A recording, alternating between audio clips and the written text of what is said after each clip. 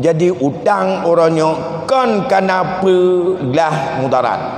Utang orangnya untuk ngan kaya.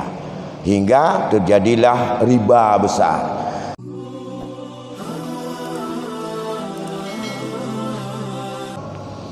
Pertama copeng saya juta jo Honda ke kau. Manfaat Honda gujak laju segala macam diurangnya.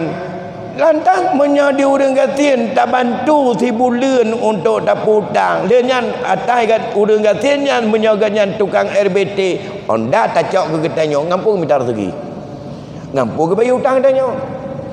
Kan bantu nan nyan cekak mutamah tetek lidah halau. Mutamah bagah tetek lidah. Nyo yang pergalon deh seolah-olah pelemah bantu yang model awak nyojak dalam kampung tu yang pegah koperasi yang temon ji yang temon ji yang nelit ju bantri mong leno dia orang katanya azai memang mutang paling galak ke ini no napeng kontan ni ablau hana barang bumutang baru na mutang na barang nyoruntan hana. Jadi utang orangnya kan kenapa lah mudarat.